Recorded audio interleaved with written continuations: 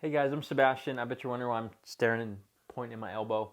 Well, it's for a thumbnail, so for this video. And so hopefully you guys took advantage of the thumbnail and you're gonna learn what golfer's elbow is today and how to treat it, okay? And so we've done other videos on what is tennis elbow versus golfer's elbow. However, in this one, we're gonna stick mainly to golfer's elbow and just the standard of practice of how to treat the darn thing, okay? So golfer's elbow is just on the inner side, right around here, okay? The way we're gonna know that we're in the right location is you have the bony part of the elbow and you're gonna trace this thing about a quarter of the distance to the crease, and it's gonna be right around here, okay? A lot of times moving the hand or flexing the wrist and fingers will create some pain there, but not always, all right? A lot of times people notice gripping, twisting, hitting things with clubs and baseball bats will bother it, and even opening door handles sometimes, okay? So I'm going to show you how to rehab it with mainly a baseball today, but just know there are other things and there's other implements and tools that we like to use, okay? So typically what it is, if we're talking about an actual issue into the elbow and not referred, because part of it can be referred from the neck or the shoulder, is we're looking at more of a tendon type of irritation, okay? And so a lot of times people wonder about, is it a tendonitis or tendinosis we're looking at? And x-rays, by the way, are, in my opinion, not very useful at examining the elbow. If we're looking at soft tissues, it will show minor signs of issues in the area, such as with golfer's elbow. But really an MRI would be a little bit more indicative, or an ultrasound would be find the soft tissue structures we're looking for. But what we're looking at here, just from a pathology perspective, is we look at the muscles which come down from the fingers into the forearm and attach directly to that area. That's known as the common flexor attachment. And all these things that flex here, go down and they attach that area right around there, okay?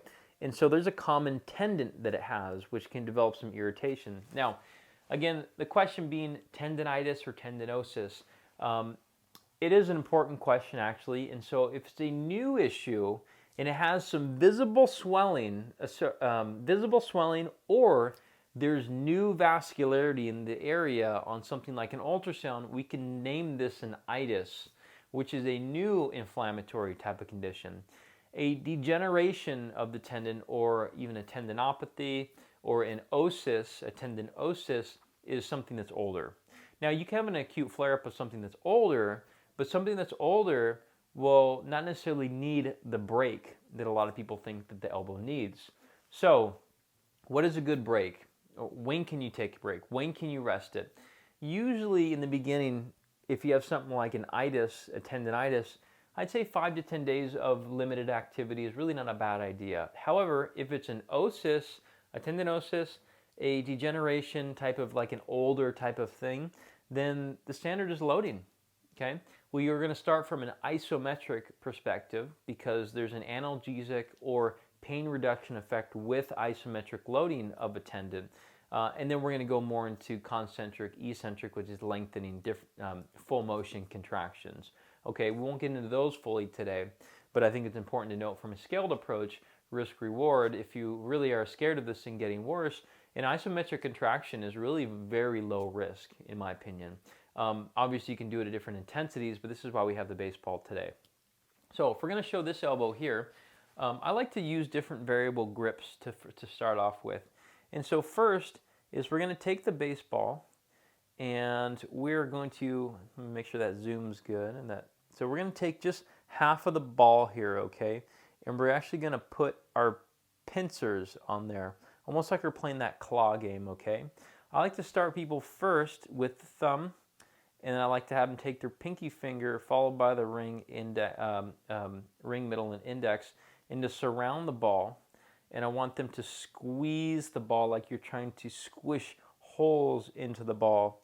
Now, obviously, you can't see me doing anything because the ball won't lose, okay? But I'm squeezing it pretty hard, and it's starting to work the inner part of my hand. Now, is this helpful for the elbow? Yes, it very, very much is. And so let's squeeze, squeeze, squeeze. Why is this helpful? Well, because the finger muscles go and attach right there. It's important. And then we're going to relax. And then we're going to go again.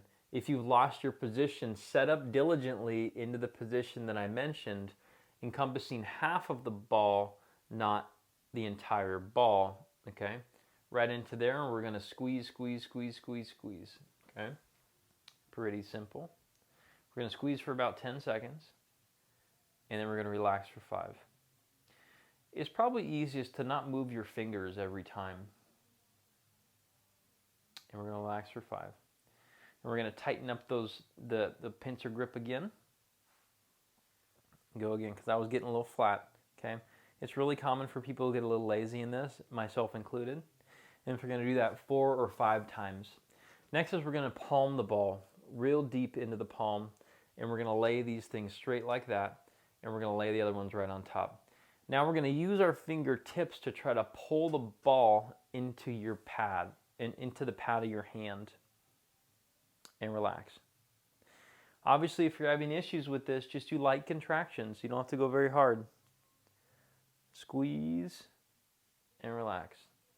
Squeeze and relax. Squeeze and relax. Okay?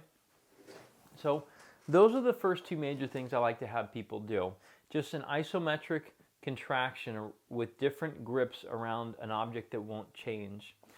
Something like a farmer's carry is actually very helpful as well.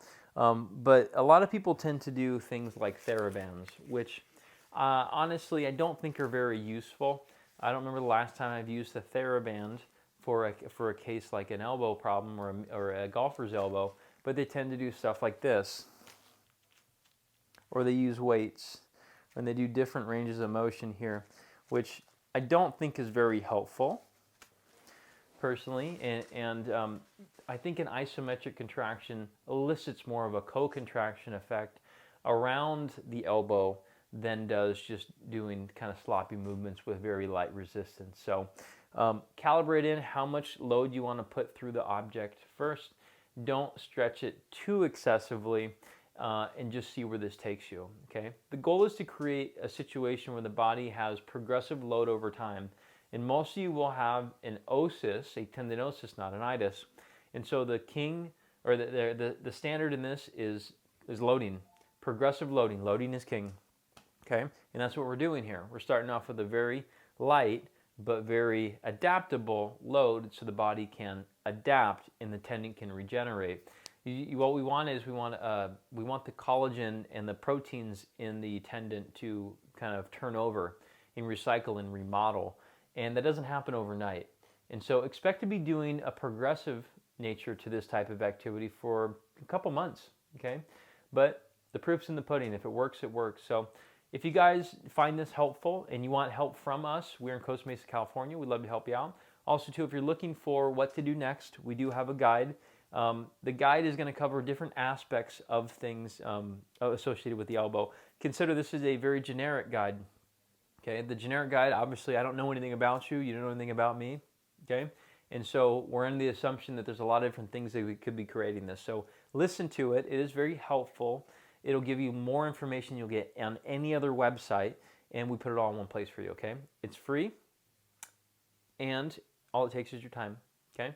If you want to work with us one-on-one, we'd love to help you. We can do it in person or virtual, okay? We're just as good at virtual as we are in person. And so we can make dramatic changes in how you're feeling very quickly, okay? So trust us, we do a very good job, and we're very honest. So reach out to us at Performance Play Sports Care in Costa Mesa, California. We'd love to help you out. We're locally world famous.